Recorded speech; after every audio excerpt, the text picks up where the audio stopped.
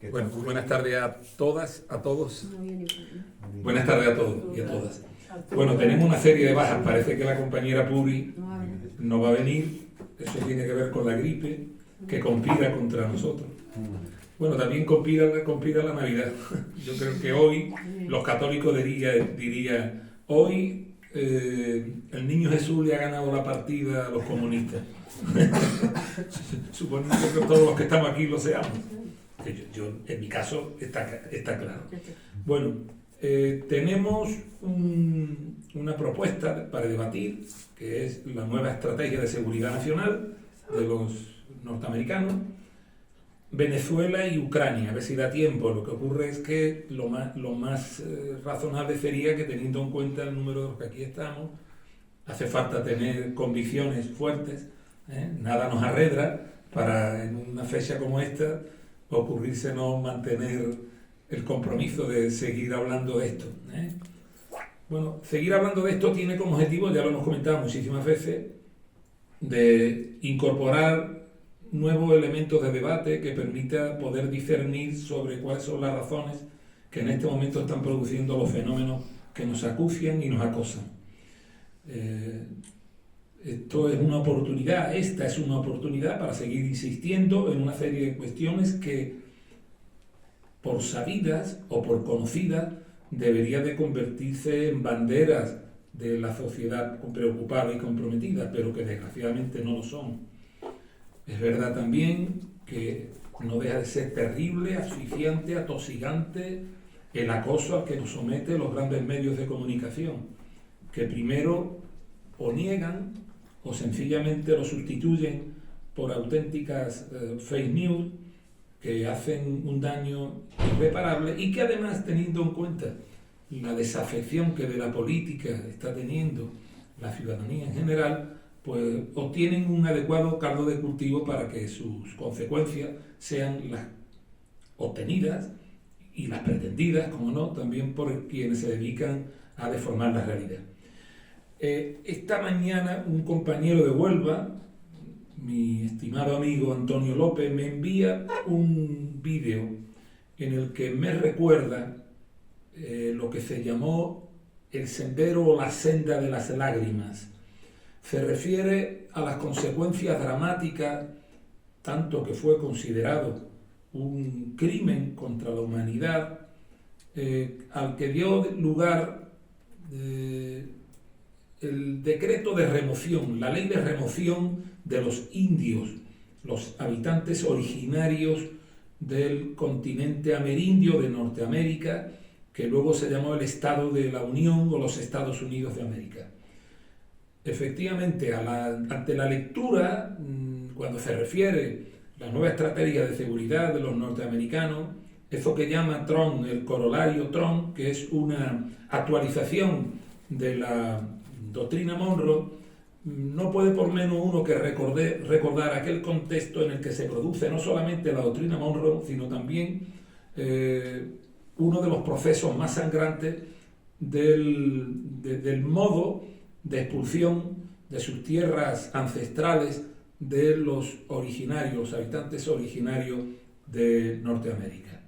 La remoción de los indios fue un decreto de Andrew Jackson, que fue el séptimo presidente de los Estados Unidos en 1830, por cierto, descendiente de escoceses y de irlandeses.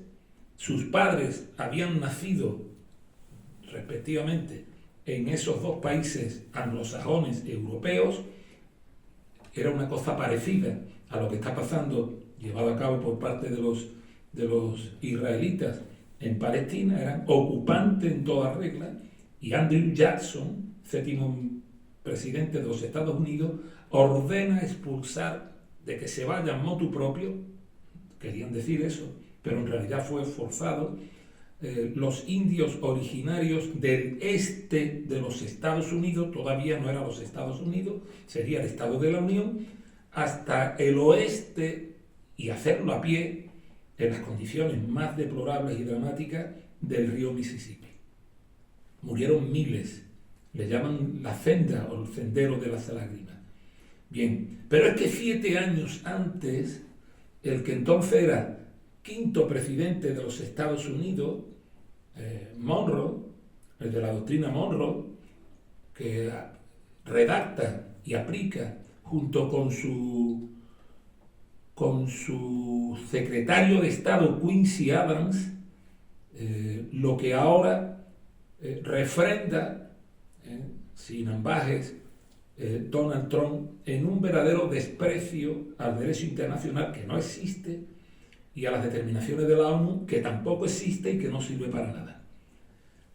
Me vino a la memoria la senda de las lágrimas y me pregunté cuántas más se tendrán que verter como consecuencia de la aplicación de esa depravación política.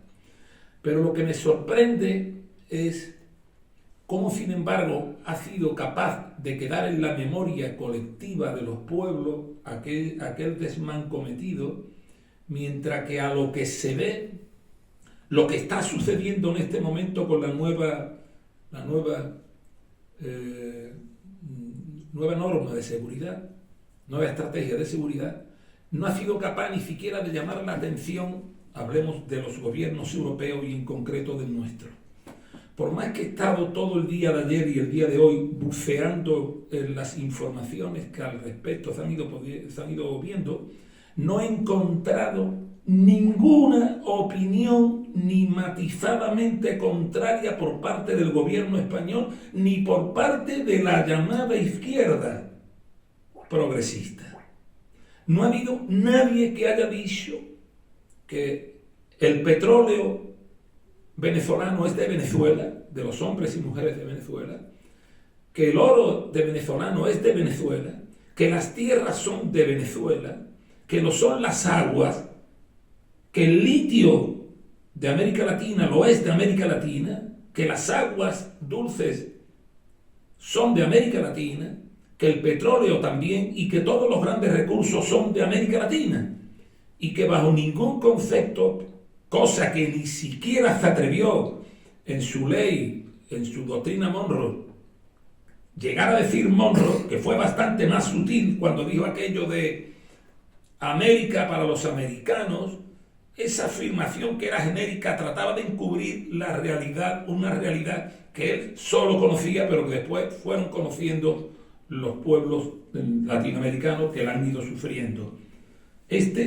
Ni siquiera expresa con sutileza lo que es una agresión absoluta a las normas de las que supuestamente los pueblos libres en el ejercicio de su soberanía nos hemos venido dotando en los últimos tiempos. Es pavoroso. No he escuchado a aquellas organizaciones que me pueden resultar coincidentes en algunas cosas con el pensamiento de uno, ¿no? Izquierda Unida, el Partido Comunista, el PSOE quizá más alejado, Sumar, Podemos. No ha habido una sola palabra que se haya levantado contra esa tropelía. Nadie ha dicho que Venezuela es de los venezolanos y los recursos son de los venezolanos y no de Donald Trump. Tampoco he oído decir por parte de aquellos que defendieron la causa de la cocaína, de la droga, como causa suficiente para que los norteamericanos fueran a matar pobres pescadores al Caribe, que efectivamente aquellos que decíamos que era todo falso, teníamos razón. No he oído decir que qué burda la manera en que ha cambiado Donald Trump la cocaína por el petróleo. Ni he oído tampoco decir algo tan básico como es, o por lo menos, que van a intentar conocer cuál es la realidad que imbuye el ánimo de este criminal de nombre Donald Trump, por cierto, hijo de inmigrantes también, al igual que su señora, que ni siquiera podríamos considerar, es una inmigrante legal, si es que se puede considerar que los seres humanos tienen que tener la reseña de legales o ilegales. No les he oído. Vamos a dar algunos datos. Aproximadamente el 88% de la energía que consumimos en el mundo sigue siendo energía procedente del petróleo, casi el 88%. Casi el 88%. Las reservas acreditadas, no por conocido este hecho, podemos decir que no tengamos razón al acentuar una y otra vez el recordatorio. Las mayores reservas son las de los venezolanos. 303.000, hay quien dice 30.000, 330.000 millones de barriles de petróleo. Detrás viene Arabia Saudita, 260.000, en la égida ya no tanto, ya empieza a acercarse a los BRICS de los yanquis, Irak, Rusia tiene 80.000 millones. Lo que ocurre es que en Siberia hay vastísimas estepas que aún no han sido analizadas de manera suficiente. Los norteamericanos tan solo tienen 47.000 millones de barriles. China creo que son 20.000, India 15.000 millones de barriles. Pero lo importante es Venezuela, 330.000 millones de barriles de petróleo. Irak creo que es la cuarta. ¿Qué pasa con los Estados Unidos? En los Estados Unidos ni la sociedad lo ha demandado, quizás la sociedad ocenada al fin y a la postre, no hay razón para ello. En los Estados Unidos, los 400.000 millones de barriles de petróleo, teniendo en cuenta que ellos consumen diariamente 7 millones de barriles de petróleo al día, diariamente, tan solo dan para un horizonte estimado de 6 años y pico. Nadie puede pretender seguir siendo la primera potencia mundial económica, que no lo es, y militar, yo estoy seguro que ha dejado de serla. Sí, totalmente. Totalmente, no hay duda. Luego podíamos hablar de esto, Ramón. No hay duda. Ha dejado de serla.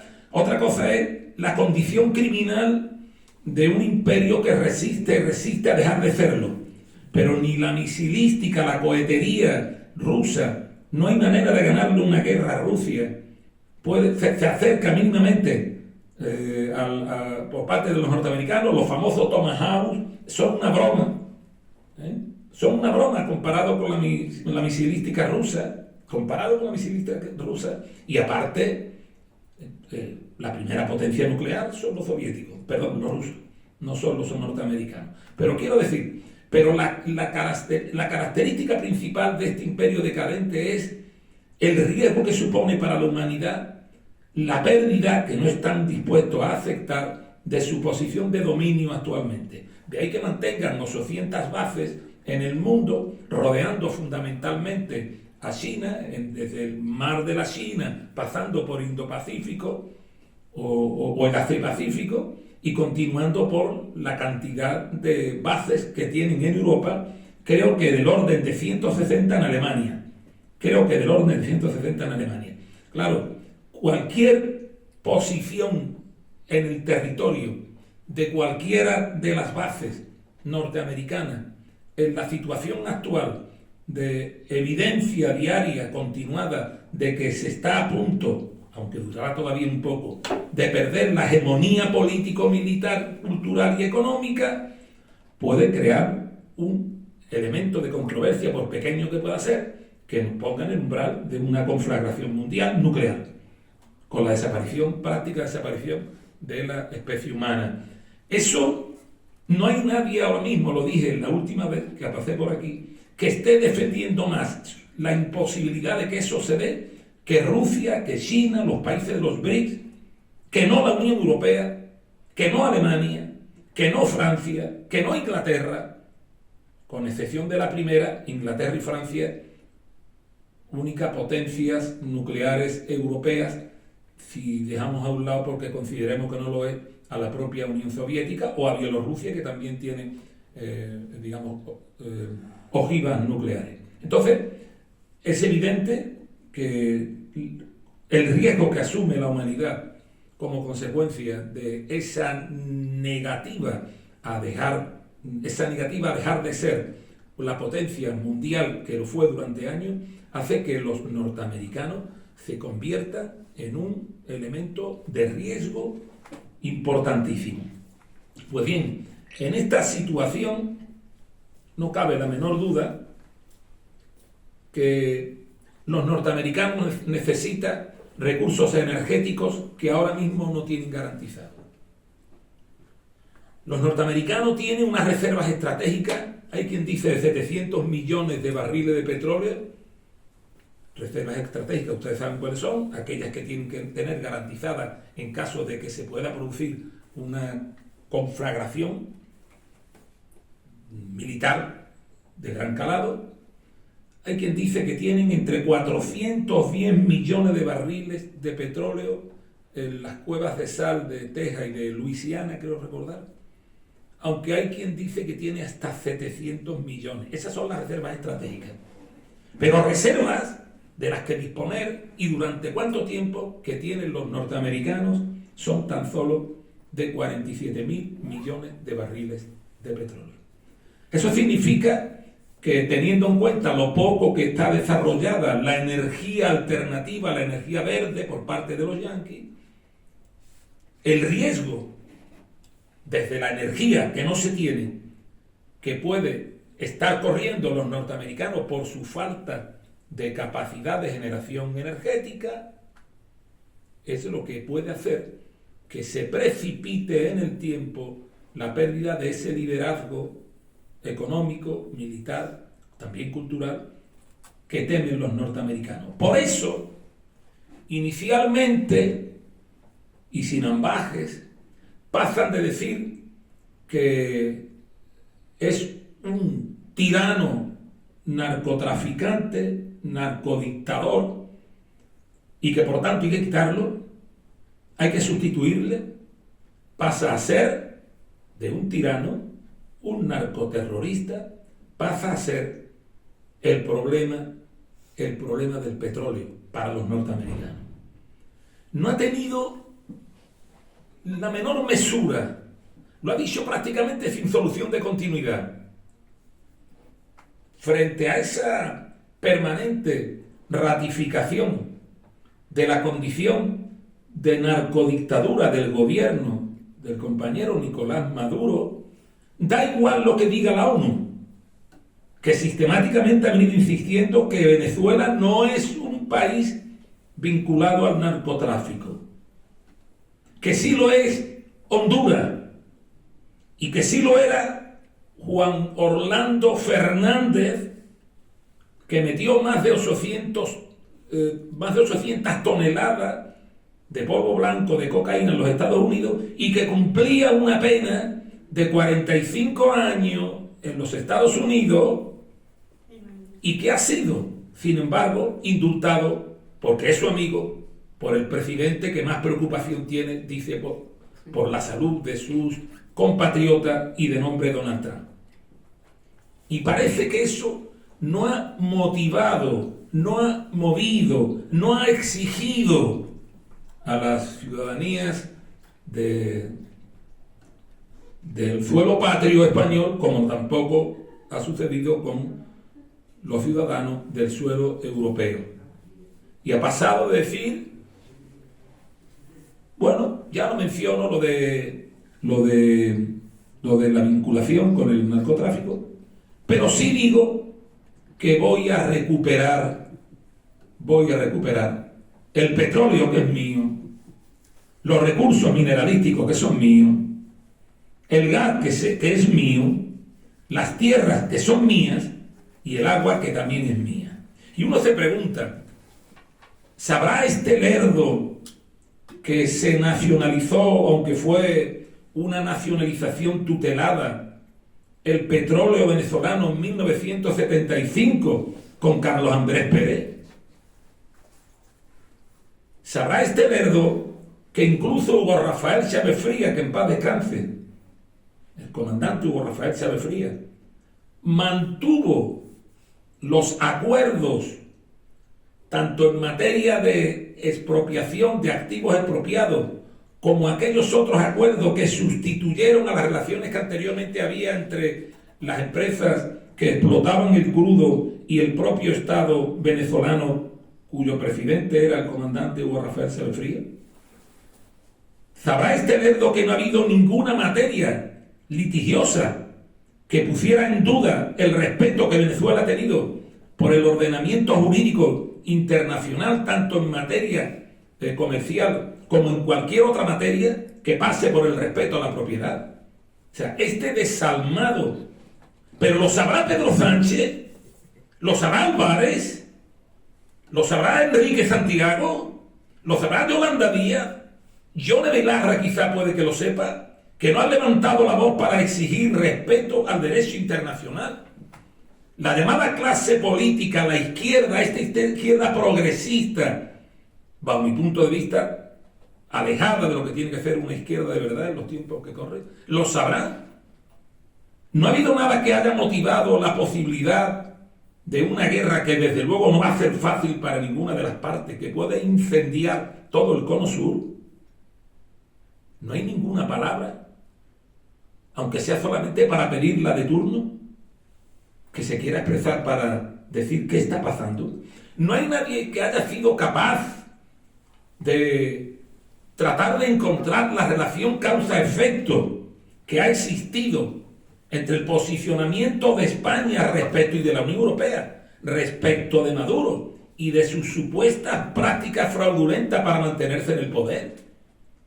¿Alguien se ha preguntado qué era lo que quería para su pueblo Humberto González y María Corina Machado?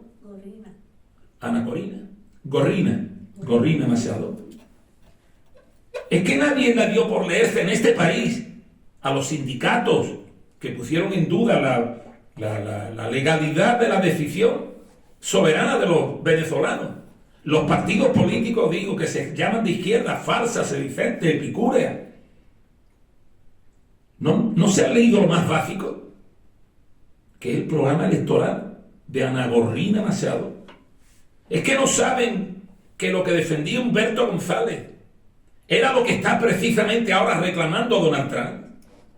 ¿Es que acaso nadie le ha dado por leer que en el programa de la señora Machado y del Matacura, que se le olvida también a los españoles, que estuvo detrás del asesinato de los jesuitas españoles en El Salvador, el señor Humberto González, el que tenemos aquí recogido, protegido por el Ministerio de Asuntos Exteriores español? ¿Le ha dado a alguien por leer el programa? ¿No saben que en el programa se dice que se privatizarán todas las empresas públicas y todos los recursos públicos en busca de una eficiencia que no garantiza el Estado, pero sí garantiza los expoliadores norteamericanos? ¿Es que acaso no se dice que además hablan no solamente de recursos, sino de privatizar todos aquellos servicios públicos que lo ameriten? O sea, que resulten ser rentables para el sector privado, como por ejemplo la educación, la salud, la política de viviendas. Bueno, pues eso que ellos ofertaban y que ha sido razón suficiente para que la señora Machado haya obtenido el Premio Nobel de la Paz, es lo que estaba garantizado en el proyecto electoral de la señora Machado y su alter ego, o mejor dicho, su maniquí, Humberto González, en caso de haber ganado las elecciones. Y ahora llega y dice Donald Trump que las tierras son para ellos, para los yanquis, el petróleo también, porque nos lo quitó Venezuela. Hay que decir que en la nueva estrategia de seguridad, Venezuela no es el objetivo solo. Venezuela es el escenario donde se va a dirimir el conflicto. El objetivo es América Latina, por supuesto, con absoluta inmediatez, Cuba, Nicaragua, o sea, los que le han plantado cara a los norteamericanos. ¿Y qué buscan en América Latina? Pues en América Latina buscan el 20% de las reservas de petróleo el 60% de las reservas mundiales de litio y el 16% de las reservas, o el 26% de la reserva de agua dulce del mundo. Del mundo.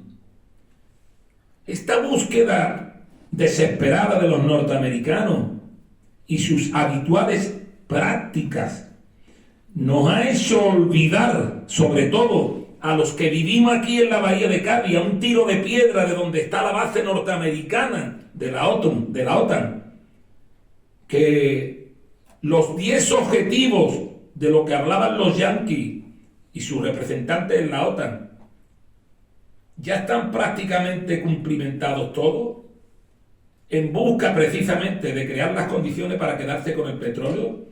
Me estoy refiriendo a Irak, me estoy refiriendo a Libia, me estoy refiriendo a Sudán,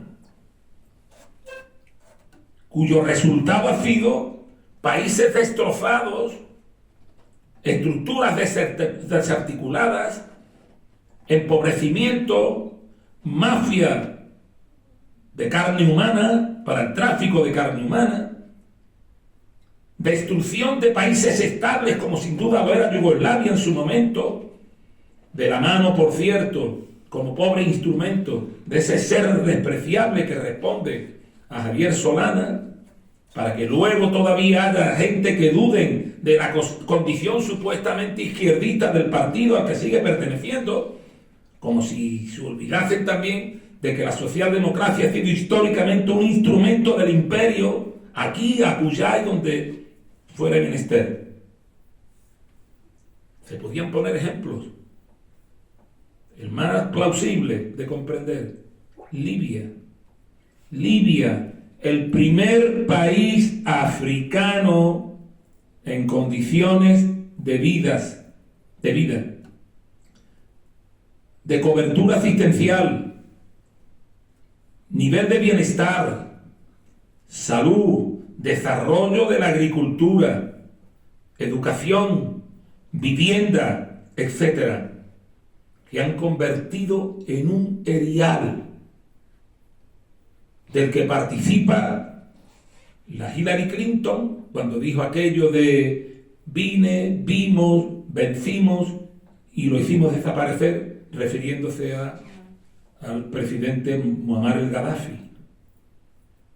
También, como no, hablar de los franceses, del papel que cumplieron, y de los españoles prestándole cobertura al corredor aéreo que utilizaban desde Rota para bombardear las jaimas de los pobres ciudadanos, muchos de ellos pastores, niños, personas mayores, que fueron abatidos desde el aire por parte de las bombas criminales de los yanquis. Eso es lo que ha dicho Donald Trump que va a suceder. Eso es lo que tiene Donald Trump recogido en la nueva estrategia de seguridad que aprobó recientemente, con el llamado corolario Trump. Esos son los antecedentes históricos que operan en el ánimo de la memoria colectiva de los pueblos, pero que parecen no ser tenidos en cuenta por los políticos profesionales a la hora de sacar una conclusión de lo que estamos viendo, pasando y comprobando. Creo que, como somos los que somos, deberíamos de poner ahora mismo una especie de intermezzo, como dicen los italianos, en la ópera. A mí es que me gusta mucho la ópera. y podríamos intercambiar opiniones, impresiones y hacer preguntas, si les parece. Venga, José Manuel. Pepe, sí, mira, yo estoy de acuerdo ¿Quién le va la voz? Estoy de acuerdo con lo que has dicho, pero tú no piensas también que dentro de la estrategia del imperialismo el ataque a Venezuela es también por quitarle esos recursos a China, en el caso de China, y a Rusia. Yo creo que tiene mucho, aparte de los recursos, de robárselo, de quitarle... Por supuesto, pero es que lo he dicho antes, lo que pasa es que por no querer abrumar con tantos detalles. es evidente que es la manera de combatir la creciente influencia de los BRICS y el nuevo escenario económico que en el mundo se está produciendo, cultural, de respeto, de comercio entre iguales, que están llevando a cabo los países que ahora mismo, en este momento, están a la cabeza de ese nuevo sesgo. Pero de la misma manera está pasando en Ucrania. ¿Qué es sino lo que ocurre en Ucrania? ¿Qué es sino una manera de desgastar a los rusos y una manera de camino de desgastar a los chinos y de poner en crisis y en cuestión los BRICS? Pero en el caso hay que decir algo más. Ya empiezan a levantarse voces, lo que ocurre, que lo que supuestamente deberían de ser los instrumentos, las voces de los que no tenemos voz, o por lo menos nuestros gritos no llegan tan lejos, es hablar de lo que, bajo mi punto de vista, se impone ineluctablemente. Y es que Europa no tiene ninguna posibilidad, como no sea de la mano del reagrupamiento, como hablaba de su importancia Mackinder, del Heartland, del reagrupamiento del continente eurasiático. El atlantismo ha sido un objetivo, es una manera de articular los procedimientos de desactivación, primero de Rusia, de la Unión Soviética entonces, intento de búsqueda luego del control de lo que llamaba el corazón del mundo Mackinder, y sobre todo de control de la Unión Europea. No tenía otro objetivo la OTAN. Sin sentido se quedó, si poco tenía, en su momento en 1949 cuando se fundó, menos sentido todavía tenía después de que se disolviese el Pacto de Varsovia en 1991. Pero la única posibilidad que tiene el llamado continente, que no es un continente, cojones, que un continente tiene que estar rodeado de agua por todas partes, que no, que es una península del continente llamado Eurasia. ¿Ve cómo cojones se le quita a la gente con tantas estupideces eurocentristas de ser un continente? Que no lo somos, ni falta que nos hace. Que la única solución es la búsqueda de la relación con Rusia, en este momento, en su momento con la Unión Soviética. ¿Y por qué? Pues muy fácil, porque es donde están los recursos y la tecnología y las grandes empresas que se han vuelto a recuperar ahora en el neoliberalismo supuesto de Putin, que no es tal, sino que tiene un sentido de lo público muy acentuado por su condición de patriota por encima de cualquier otra condición, que es el aval principal que Putin, bajo mi punto de vista, tiene. Y para ello hace falta desactivar esa demonización que viene sufriendo los rusos en el escenario ucraniano. Y yo he vuelto a leer qué es lo que no se hace. Minsk I, 2014. Minsk II, capital de Bielorrusia, 2015. Acuerdos que no se llevan a cabo. Y como posteriormente François Hollande, presidente de la República Francesa, aparentemente izquierdista, y Angela Merkel reconocieron, se firmó con el único objetivo de desacelerar el conflicto aparentemente en el Donbass, que permitiese la paz, rearmarse o rearmar a Ucrania, de coger de forma confianzuda, en ese momento podría entenderse que estaba Rusia con la guardia baja a los rusos, y poder obtener el objetivo que fue histórico, pero que se traduce en un documento ya escrito y en forma de política norteamericana en el tablero mundial, el libro que escribe Zbigniew Brzezinski y que se convierte en la hoja de ruta de los norteamericanos. ¿No lo ha leído Álvarez ese libro? ¿No lo han leído los rojillos y rojillas? ¿No lo ha leído el presidente Sánchez? No sabe que los objetivos históricos, por supuesto los alemanes, en su momento con Hitler, y posteriormente los norteamericanos. El otro día, cuando se denostaba a von Bismarck, yo recordaba cuando von Bismarck, recordaba haberlo leído, se ve obligado a dimitir y le pregunta: ¿usted qué sugerencia le hace al nuevo canciller? Y contestó: que firme un buen acuerdo con los rusos. Eso no es un invento, no es apócrifo, porque Alemania nunca, nuestra locomotora económica, ha necesitado más que ahora al gas, a los recursos, al petróleo y la estabilidad en la frontera, en los puntos de contacto con Rusia. ¿Cuál es la razón? ¿Cuál es la razón después de que se haya dicho que Minsk I y Minsk II no surte efecto porque el objetivo, Angela Merkel dice, François Hollande dice, era hacer que confiase Rusia de una supuesta paz para rearmar a Ucrania y cogerla en situación a Rusia confiada? ¿Es que acaso qué más tiene que soportar la Federación Rusa? ¿O se nos ha olvidado cómo sabotean el oleoducto? Se nos ha olvidado. Por el que llegaba, mejor dicho, el gas a bajo precio de los rusos a la economía alemana. ¿Se nos ha olvidado? ¿Os imagináis acaso, incluso de haber sido un ataque de falsa bandera, la reacción de los norteamericanos en caso de que se hubiera producido algún tipo de atentado, y un atentado con un coste estratégico descomunal que ha afectado a la propia Europa, que ha terminado comprándole por el triple del precio que le ponían los rusos a su gas, el gas a los norteamericanos, gas procedente del fracking, ecológicamente muy negativo, que llegaban en barcos viejos? Pero aquí estamos los españoles, con más del 40% de la capacidad instalada para la regasificación, para hacerle el favor a los yanquis. Pero hombre, por favor, ¿alguien ha tenido en cuenta esto?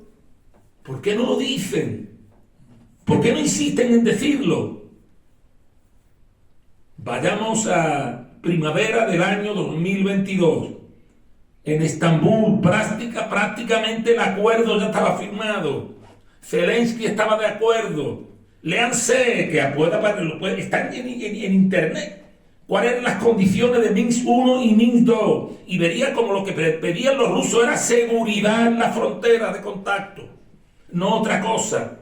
Autonomía para el Donbass, eliminar de una vez por todas las políticas criminales que había aplicado el nazismo imperante como consecuencia del golpe de Estado de 2014 que financia y favorece la CIA y los Estados Unidos de América, que según Victoria Nuland se gastaron más de 5.000 millones en urdir todo ese procedimiento criminal que llevaron a cabo y que ha desestabilizado Europa.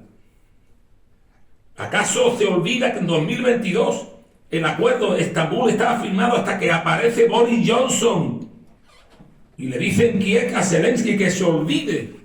¿Cuántas veces tenemos que en esta santa o bendita casa seguir insistiendo en la misma materia para que se entere carajo la izquierda de este país? Que no se entera. Para que lo lleve al Parlamento, que no lo lleva. Y los que no tenemos voz, sino que solamente podemos aspirar a gritar, estamos esperando que alguien se haga cargo de esa denuncia, para que le sirva a todo el mundo. Solamente con este pequeño acto, este pequeño ejercicio, que algunos pueden decir que es una manera de flagelarnos, porque mira, hoy el niño Jesús, según la señora Yolanda Díaz, ¿cómo se llama? La de Madrid, Ayuso, dice que está a punto de llegar el nacimiento del niño Dios. Aún así, en esta coyuntura somos capaces de seguir manteniendo nuestro compromiso para seguir diciendo las cosas por su nombre y sobre todo incorporar elementos de debate, de conocimiento, para que la gente sepa que hay algo más que una línea editorial como la del programa del Rojo Vivo, del farsante García Carrera. Ya no hablo solamente de la extrema derecha y del Partido Popular en forma de línea editorial. ¿Qué más tenemos que hacer? De manera que se permita por lo menos que la gente conozca lo que está pasando. ¿Acaso la gente no sabe? La gente no sabe que antes, tendremos que explicarlo otra vez, antes de los acuerdos, supuestos acuerdos de Estambul, durante los años que fueron de 2014 del golpe de Estado, que depone a Yanukovych, hasta el año 2022 mataron casi 20.000 niños, hombres y mujeres, los criminales del batallón Azov y sus comilitones nazis. Nadie lo sabe. Nadie le ha dado por preguntarse qué ha habido detrás de todo esto y ponerlo en circulación luego. ¿Es que acaso nadie se ha parado a pensar qué es lo que pide una potencia militar de primer nivel, primerísimo nivel, como la Federación Rusa, para acabar con esta sangría, que por cierto, donde la sangre y la carne picada la ponen más de un 95% los ucranianos? Se habla de que son ya más de 2 millones de muertos. Palabras de Lavrov, que yo me creo a pie juntillas. Incluso otros analistas como Larry Johnson, Scott Rivers, están también Martiano, Andrei Martiano, más que acreditados, aseveran y ratifican. Más de 2 millones. Pero como dijeron en su momento, tenemos que seguir combatiendo hasta el último ucraniano. Y tenemos ya de camino que ante el fracaso de la economía, que es cada día más evidente, justificar ante la opinión pública que la salida es el gasto militar para reactivar la producción industrial. Y se nos están vendiendo, en el caso de la Bahía de Cádiz, construcción de portaaviones, cuando el portaaviones ya está más que acreditado, que cada día tiene menos vigencia ante el ascenso de las operaciones misilísticas y hipersónicas, y que no hay ninguna posibilidad de contrarrestar esa capacidad militar, y que van a ser los más bonitos espacios museísticos submarinos del mundo, los museos más bonitos del mundo submarino, para todo tipo de pescaditos y otras especies marinas, y que no hay posibilidad de combatir eso. Y anoche estaba yo pensando en lo que tú estás comentando, porque el ambiente que está creando en Europa, no ya de que hay que rearmarse, porque la economía europea está en colapso, ¿no? Alemania, ya los automóviles los hace China, a un precio y con una tecnología igual o mejor. Francia igual, toda Europa. Entonces dicen que la única forma es el rearme, pero cuando tú te rearmas tienes que usar esas armas. Claro. Y el sinvergüenza de Macron y el canciller alemán le está diciendo a la población que tengan en cuenta que pronto sus hijos, nuestros hijos, nuestros nietos, que se van a ir a morir. Exacto. Fabián a la guerra. Entonces, lo que yo no entiendo es que no haya un medio de comunicación europeo o Alemania, francés, español, y aparte de los políticos, no, los políticos están comprados con todo eso, que diga, señores, es que esto está pasando. No hay nadie que alce la voz. Te voy a hacer una pregunta. Alce la voz y que diga. Y bueno, y la gente da por normal, está dando por normal que dentro de unos años, además será fecha de 2030. Sí. Que bueno, en primer lugar, Europa. Que van a matar a nuestros hijos. Así es. Europa tiene muy poca tecnología autóctona, digamos. Es normal. Muy poca. Las patentes las tienen los norteamericanos, las patentes del armamento que utilizamos aquí, o que utilizan. Quiere decir que la inmensa mayoría de la producción armamentística, como si fuera un New Deal de los yanquis, se van a desarrollar allí o se va a comparar al complejo industrial militar norteamericano. Pero eso en una Unión Europea tan endeudada, evidentemente, y tan deficitaria, eso lo que va a suponer no es un aumento del empleo, porque es muy poco lo que aquí se va a producir, y sí más bien una reducción importantísima de la cobertura asistencial de los servicios públicos, los servicios sociales. Eso en primer lugar. En segundo lugar, hay una cosa, a mí me parece también importantísima, y es la siguiente. Cuando se habla de un gran estadista, la gente dice, oh, es un gran hombre, es el presidente del gobierno, es el presidente de la comunidad autónoma andaluza. Bonilla aún más tuerzo, por favor. Ustedes habéis oído a la presidenta de la comunidad madrileña hablar y argumentar. Es una lerda con todos los papeles. ¿Por qué pongo estos ejemplos? Para que no creamos que el cargo hace al hombre. En ningún caso. Starmer es un hombre de BlackRock. Un hombre de BlackRock, el primer fondo de comercio del mundo. Un fondo de inversión, perdón, del mundo. Creo que son 15 o 20 billones tienen en la cartera. Gestiona. Starmer. Él no piensa como el canciller de Alemania. Piensa como el representante que sigo siéndolo de BlackRock. Por cierto, que quería ser propietaria de su totalidad de Ucrania, y resulta que allá donde ellos pensaron que habían comprado están los rusos, y de allí no van a salir, obviamente. O sea, no creamos que Macron es un Marco Antonio, lo decía alguno del pasado, aparte de un payaso. Ni siquiera Starmer, tipo de derecha y conservador, es un von Bismarck, ni muchísimo menos. ¿Por qué digo esto? ¿Cómo le explicas tú a los europeos que ya los rusos no son los malos? A ver, dímelo tú.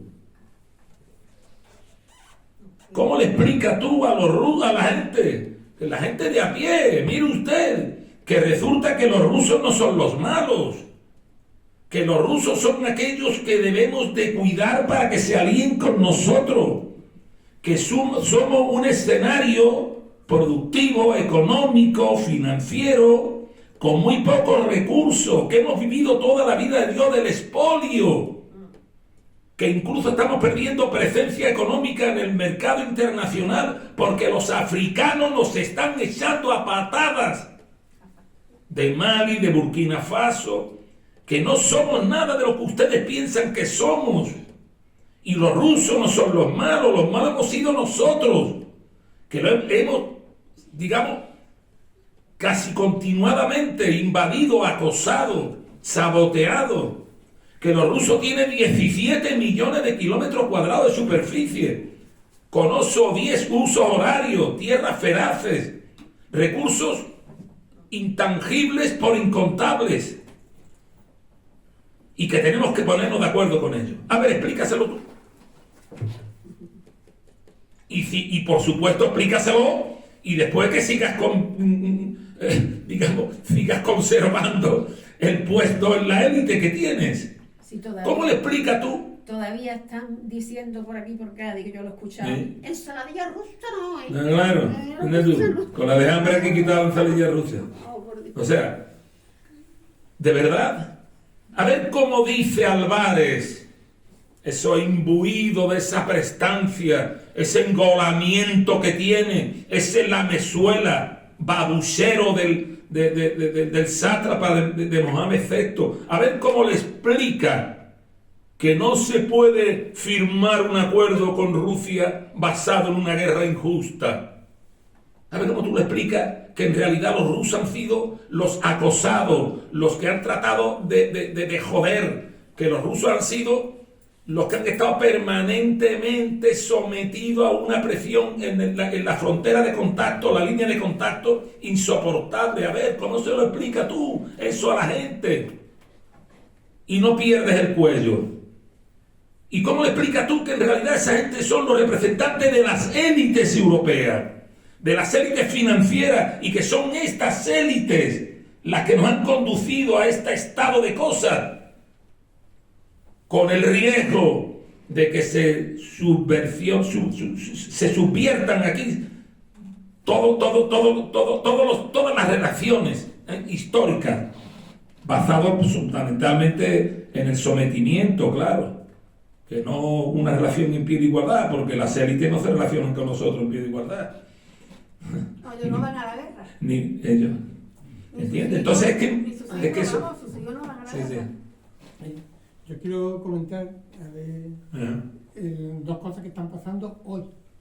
Esta mañana en Venezuela se había secuestrado el petrolero iraní cuando salía de Venezuela cargado de petróleo, que Irán interceptó a un gasero norteamericano en Oman y se lo quedó, digamos, como contrapartida. Pero esta mañana un petrolero ruso que está en la relación de petrolero para interceptar también. Sí, pues que forma parte de la flota fantasma. De la flota fantasma, ha pasado por medio de la flota. Claro, norteamericana. Como diciendo, Arribero a hacer. Claro. Y bueno, está el tema de los misiles, ahí está el Bureverni. El Bureverni tiene un impulsor nuclear, que es una central nuclear, pero diminuta. Está dando vueltas. Eso tecnológicamente ha sido un salto cualitativo tremendo, porque incluso la aventura espacial facilita todos los viajes espaciales, y lo que ha dicho es, como me interceptáis esto, el portaaviones.